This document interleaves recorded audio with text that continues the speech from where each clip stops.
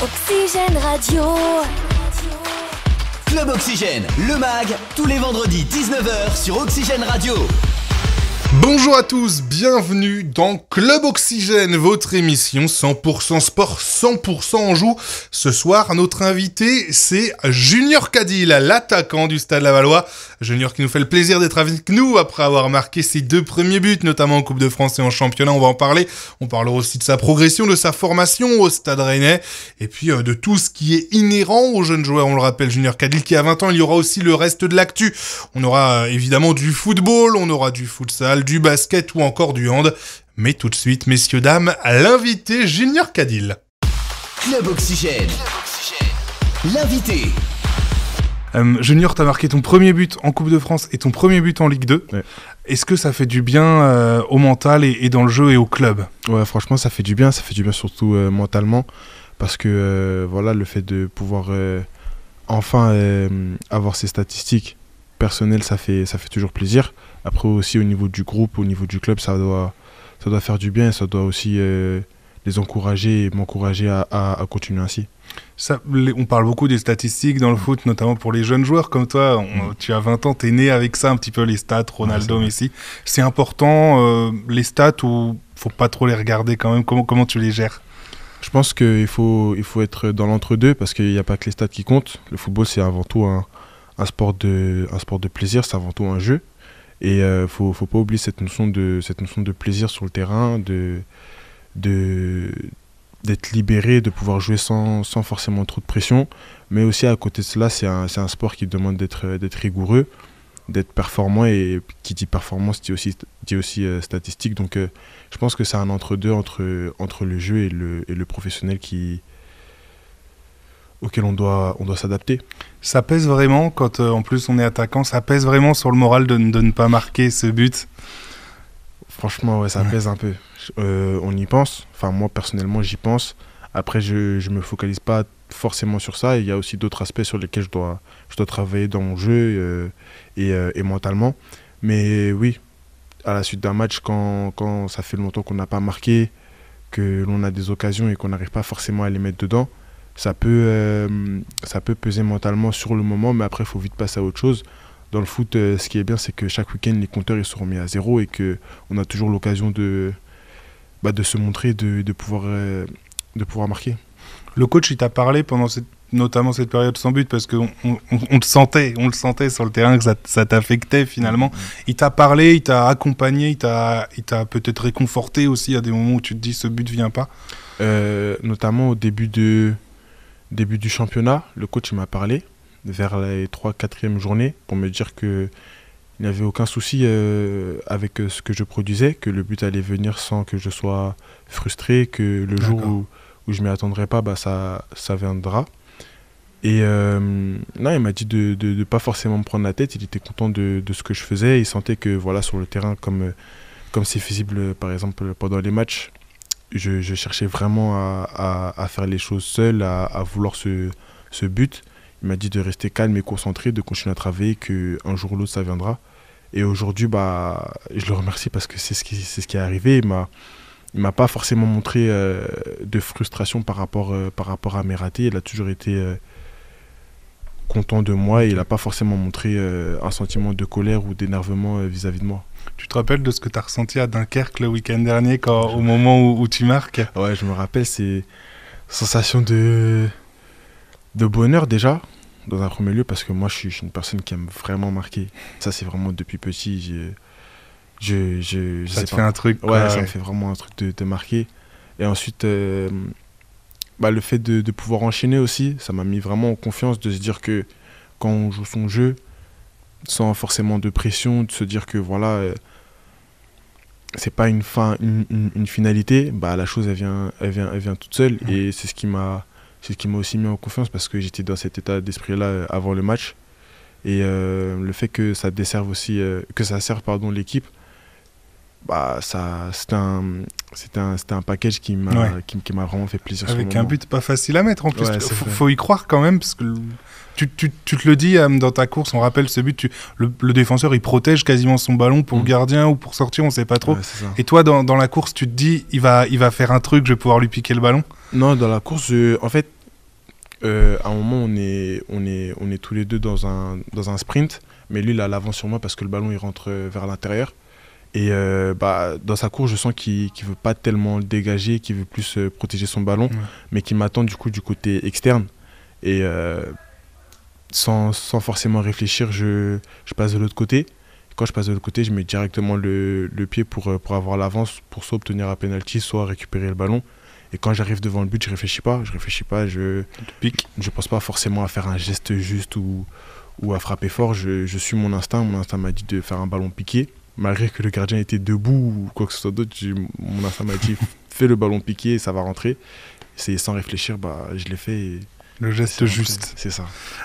Pour parler avant ce but, il y a eu une longue période de formation à Rennes, junior, d'où tu es originaire en plus, je crois. Tu es formé dans ta ville de naissance. C'est ça. Ça représente quoi, Laval, quand on est né à Rennes, quand on est formé à Rennes?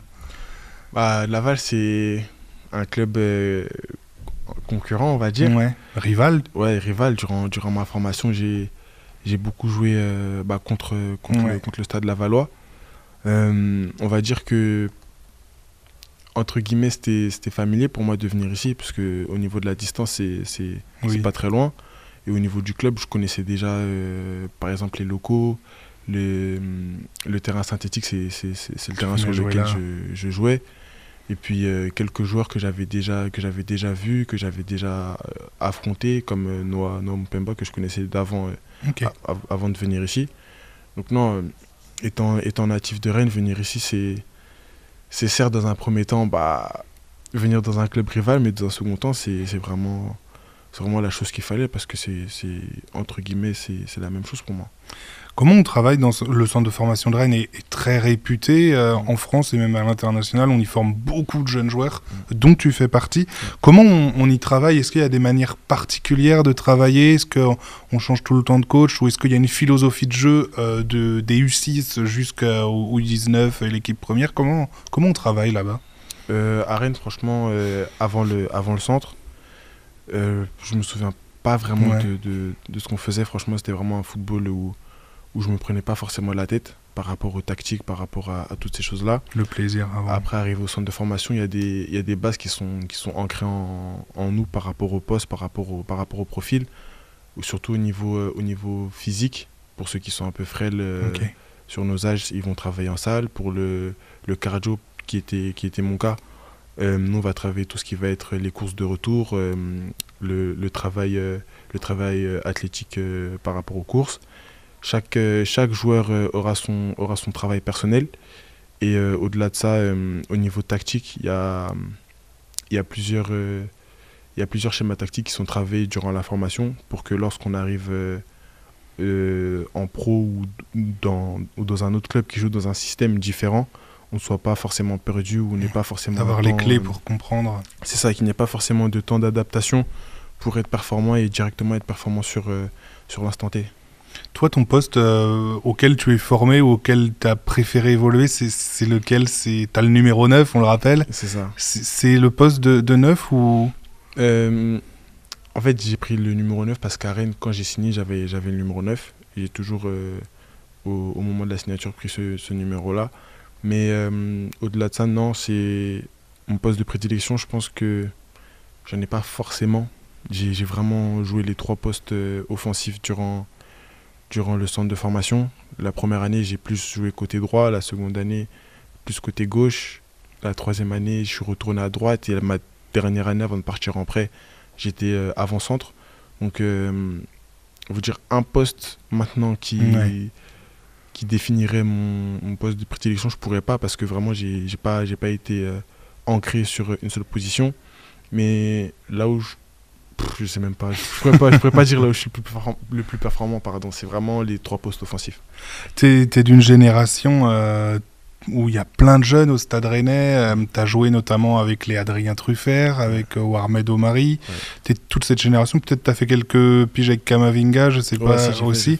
Est-ce que tu es toujours en contact avec eux, et est-ce que tu es surpris de leur évolution, toi, quand tu les vois, ou tu te dis, bah non, ils étaient programmés pour ça? Non, je suis pas forcément surpris. Je savais que notre génération, notre niveau était vraiment relevé, dans le sens où... Vous êtes champion de France U17 d'ailleurs. On est champion de France U17. L'année d'après, Même si j'ai pas participé aux phases finales, on est champion de France U19. Pour moi, c'était des joueurs qui allaient forcément réussir. Je voyais la qualité de nos séances d'entraînement, nos qualités de match par rapport à nos adversaires. Je savais qu'au bout d'un moment, avec une prise peut-être de maturité pour certains, une prise de conscience pour d'autres, les choses allaient prendre, et c'est ce qui se passe aujourd'hui. Il y a, je pense, sur les générations qu'on avait, on peut être 10 ou 12 à avoir un contrat pro et être professionnel aujourd'hui. Signer un contrat pro, tu l'as signé toi à 18 ans ou t'avais 17 encore 17 je crois. T'avais 17 ans. Ouais. Oui, t'es du 16 décembre, c'est ça? C'est ça. Donc t'avais encore 17 ans dans l'année de tes 18 ans. C'est ça. Est-ce que ça a été lourd à porter, ça a été un poids, ou au contraire, pas du tout, t'as pris ça comme ça venait, ou tu t'es dit, là ça y est, je rentre dans le monde professionnel finalement? En fait, oui et non, dans le sens où je me disais pas forcément là je rentre dans le monde professionnel, parce que j'avais déjà fait des séances avec le groupe, donc j'avais pas forcément cette pression de me dire que là je rentre vraiment avec eux.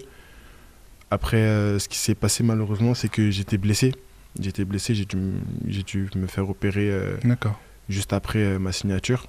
J'ai eu quelques soucis, donc j'ai pas forcément eu le temps de vraiment intégrer le groupe professionnel, parce que quand je suis revenu après, j'ai dû partir au Portugal. Donc la pression, non, pas forcément, parce que je savais déjà à quoi je devais m'attendre, et je savais ce que je devais faire pour vraiment intégrer le groupe et pouvoir jouer en Ligue 1 à ce moment-là. Mais les choses ont fait que voilà, j'étais indisponible et j'ai pas pu forcément jouer avec eux, m'entraîner avec eux. C'est aussi ça, les aléas un petit peu d'une carrière. Tu as ensuite été prêté à Famalicão au Portugal. Qu'est-ce que ça t'a apporté, cette expérience dans un football qui doit vraiment être différent finalement du football français? Franchement, ça m'a fait grandir, parce que ça s'est pas forcément super bien passé. Ça m'a fait grandir dans le sens où il y a un temps pour tout. Et il ne faut pas forcément être pressé dans la vie. Il faut savoir prendre le temps de bosser, de progresser, et les choses ne viennent pas du jour au lendemain. Donc ça m'a permis de grandir, ça m'a permis de prendre en maturité sur mon jeu, mentalement aussi, de pouvoir me dire que les choses ne viennent pas forcément quand tu le souhaites, elles viennent quand elles veulent venir. Ouais. Hein. Et non, au-delà de ça, ça m'a aussi permis de prendre en compte que le foot, c'est un sport pas que de jeu, mais aussi de statistiques. Et là-bas, je l'ai vraiment bien compris. J'ai vraiment bien compris, parce que voilà, c'est le haut niveau, c'est la première division, et il faut gagner des matchs. Parle-nous du football que tu aimes, du football que tu aimes pratiquer depuis qui te rend heureux. Tu disais marquer des buts, ça me rend heureux, mais parle-nous de ce qui te rend heureux dans le football, tout simplement. Moi, c'est les dribbles. Hein. Moi, c'est les dribbles qui me rendent heureux, tout ce qui est percussion, 1 contre 1, prise de risque.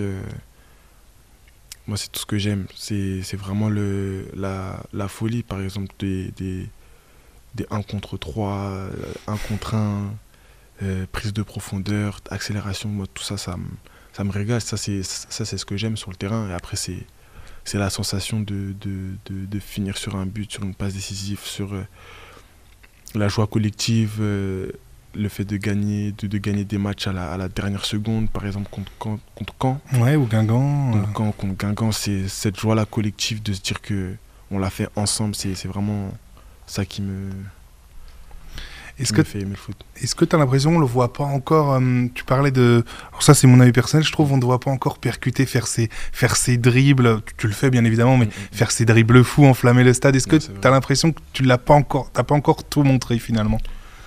Pas que j'ai pas encore tout montré, mais il y a des risques que je peux pas forcément prendre aussi dans des matchs qui peuvent être serrés, ou qui peuvent être compliqués à gérer. Mais malgré quelques, entre guillemets, fulgurances que j'ai déjà pu faire, je pense que je peux faire encore plus.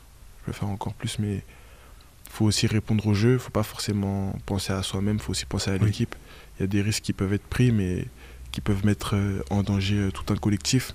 Et aujourd'hui, je pense que même si le foot, c'est le sport collectif le plus individuel, aujourd'hui, je pense que le projet du club, le projet de l'équipe, c'est un projet collectif. Et je peux pas forcément penser qu'à moi sur le terrain en voulant dribbler tout le monde ou en voulant marquer à chaque occasion, quoi. Le coach parlait tout à l'heure, justement, on a eu la conférence de presse d'avant-match, il parlait des consignes défensives, mais qu'il laissait beaucoup de liberté offensive. Est-ce que c'est ça aussi? Défensivement, le coach te demande quelque chose de très organisé, et offensivement un peu plus libéré, c'est ça ce qu'on te demande? Franchement, offensivement, le coach me laisse faire ce que je veux. Enfin, il connaît mes qualités, il sait que voilà, quand je suis lancé en un contre un, c'est difficile de m'arrêter. Donc dans tout ce qui va être offensif, le coach m'encourage, surtout m'encourage à aller percuter, à aller prendre des risques, à aller prendre des 1 contre 1, des 1 contre 2. Après, il ne faut pas non plus être dans l'excès, mais le coach m'encourage beaucoup à jouer sur mes qualités et à prendre du plaisir et à aller prendre mes 1 contre 1. Et défensivement, qu'est-ce qu'il te demande? C'est vraiment d'être toujours replacé, propre dans ce que tu fais? Ce qu'il me demande, c'est... Enfin, là où j'ai un peu plus du mal, c'est quand je dois resserrer à l'intérieur, on va dire, quand le ballon il est à l'opposé. Mais sinon, au-delà de ça, il me demande pas grand-chose parce que c'est naturel en moi de revenir défendre. Et il me l'a déjà dit qu'il était content de moi sur ce sujet-là, que voilà, il n'a pas forcément besoin de trop me rappeler. Parfois, c'est normal qu'il me rappelle parce que voilà, je mets un peu du temps. Mais sinon, non, il me demande pas forcément...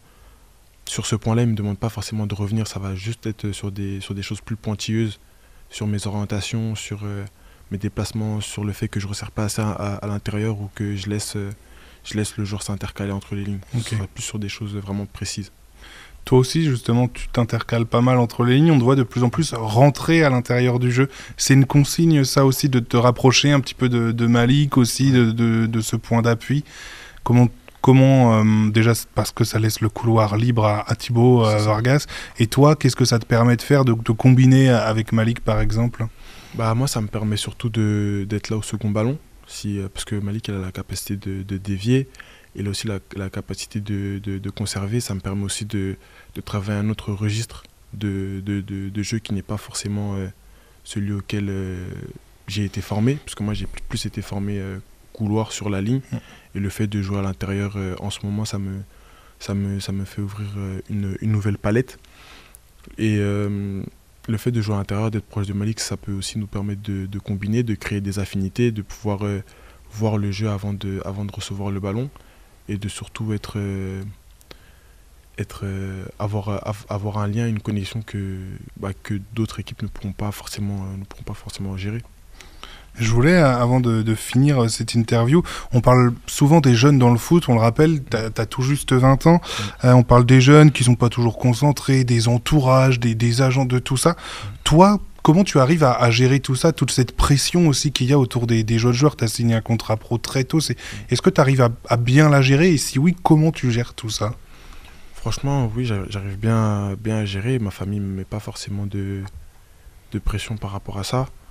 Ils sont toujours avec moi, ils m'encouragent et ils me voient travailler, ils me voient chaque jour vouloir chercher plus.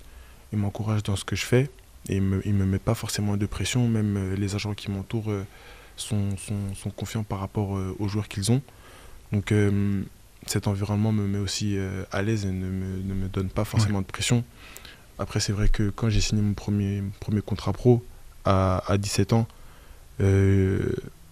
avant la blessure, du coup, je visais très haut très vite. Et le fait que ce soit pas passé comme je le souhaitais, j'ai eu une période où c'était pas forcément facile, surtout que je suis parti à l'étranger, j'étais tout seul. Et jeune? J'étais jeune, j'avais 18 à ce moment-là. 18 ou 19. T'étais entre tes 18 et 19. Ouais, c'est ça. J'étais assez jeune, pardon.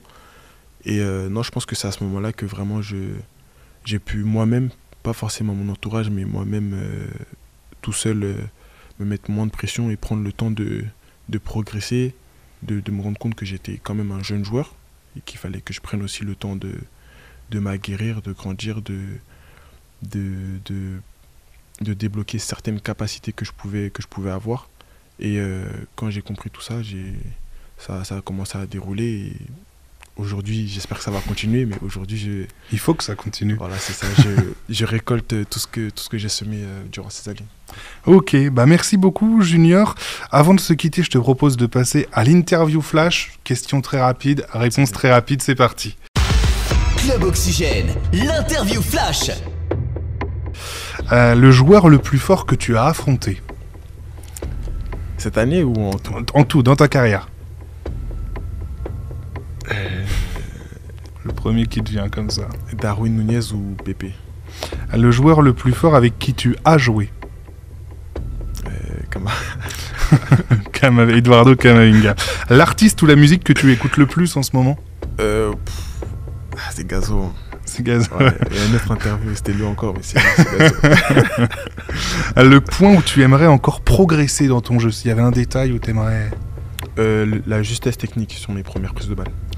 Qui est l'ambianceur dans le vestiaire au Stade Lavallois? Edson, Sedou, Yasser. Ouais, Baldé. Et moi avec les jeunes. Le plus chambreur ou le plus blagueur dans le vestiaire? Edson, Sedou. J'ai retenu son surnom, mais pas. Bah dis son surnom. AD. Jordan Adeoti. Voilà. Parce que moi, j'ai l'appelé Tu Kiwi. sais même plus comment il s'appelle. J'ai l'appelé Kiwi, mais non, c'est AD. Et non, tout le monde en vrai, tout le monde. Ton meilleur pote dans ce groupe au Stade Lavallois? Meilleur pote, j'ai pas forcément de meilleur pote, Ouais. c'est tout le monde. Ça va avec tout le monde. Ouais, tout le monde. Ce que tu fais quand tu n'es pas ici au centre d'entraînement, quand tu te reposes finalement, les jours de repos, les jours tranquilles. Je dors Ouais, chez moi. tu te reposes. Ouais, je fais la sieste. Hein. Je fais la sieste. Et enfin, le club dans ta carrière où tu rêverais de jouer. Manchester City. Allez, bah, c'est tout ce qu'on te souhaite en tout cas, ce serait Merci. vraiment magnifique. Merci beaucoup Merci Junior, nous on passe tout de suite au reste de l'actu mayonnaise. L'actu sportive mayonnaise, c'est dans Club Oxygène. Le mag Oxygène. sur Oxygène Radio.